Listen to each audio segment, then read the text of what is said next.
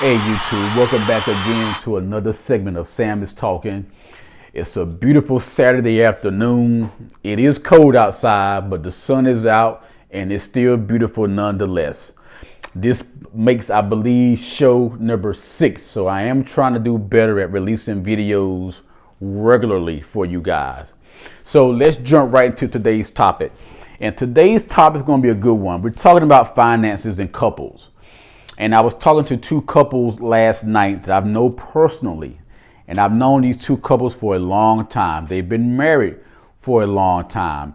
And I asked them, I said, is there anything that you can share with me that I can share with other couples? Like, what are the do's and don'ts? Or what are some of the things you wish someone had took the time to tell you all about finances?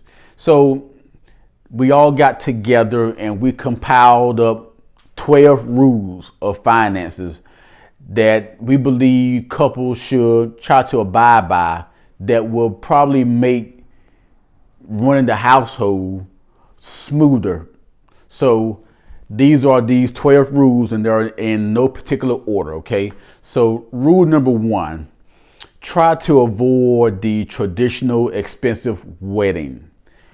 You don't want to find yourself spending tens and thousands of dollars on a wedding ceremony that may last 30 minutes. I knew a couple just 2 weeks ago that got married in their backyard, a real nice backyard wedding. They had the wedding under a gazebo. And once the wedding was done, they all went inside the house and had a reception. It was beautiful. It was nice. It was simple and inexpensive. She avoided paying thousands of dollars or hundreds of dollars on a traditional wedding gown, and he wore a simple suit.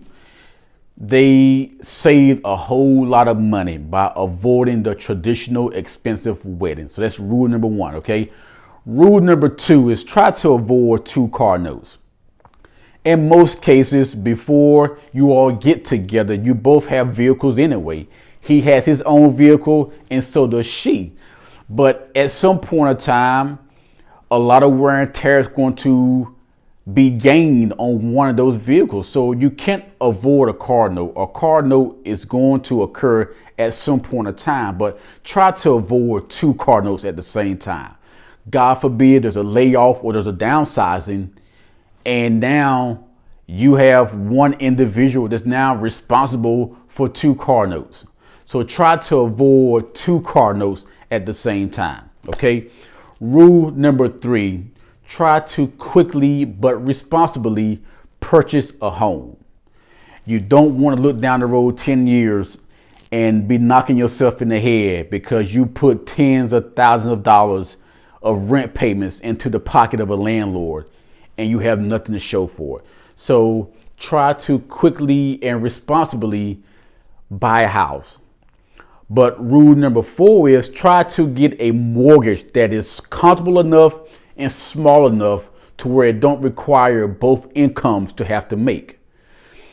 Even though the bank may have approved you of $200,000 or $300,000, that don't necessarily mean that you got to max that loan out. So try to get a mortgage that does not require both incomes to have to make.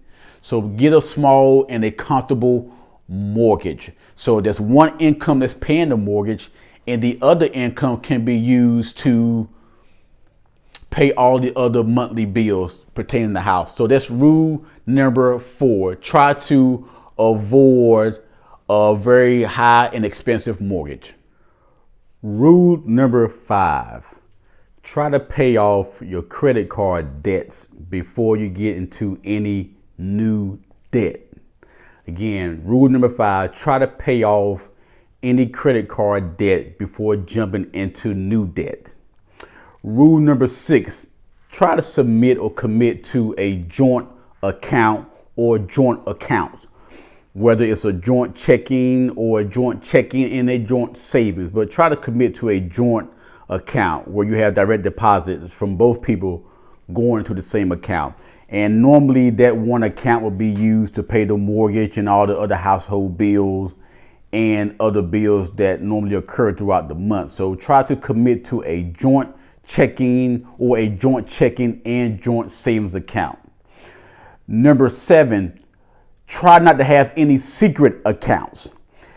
Even with the joint account and with two people in a household, committing to each other, I still believe that you should have an individual checking and an individual savings account as well.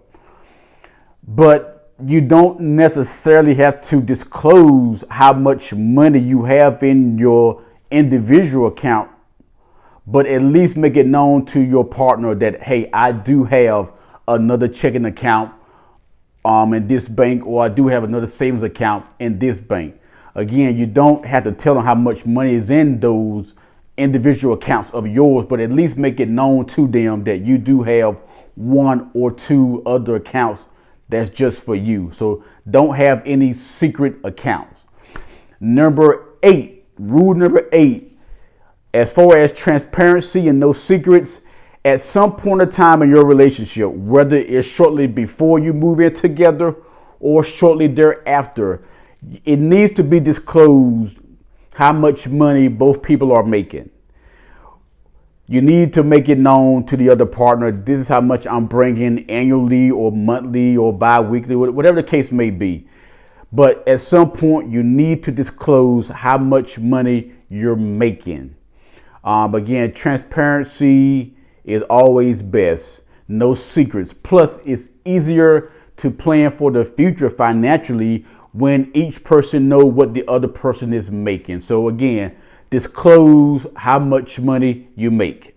Rule number 9, try to minimize making purchases with your credit card. Listen, some credit is better than no credit, but you don't want to always find yourself pulling out your credit card to make every purchase. Sometimes it's just best to budget and save for the things we want. So try to minimize pulling out that credit card all the time. Rule number 10, try to quickly put up at least $1,000 in emergency cash.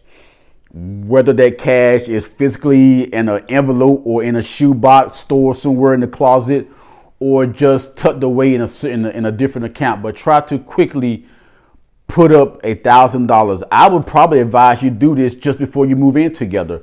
One person contributes $500 and the other person the other $500, and just put that money into a shoebox or an envelope and put it somewhere inside the house for emergency cash, or put it somewhere inside an account. But try to put up $1,000 in emergency money.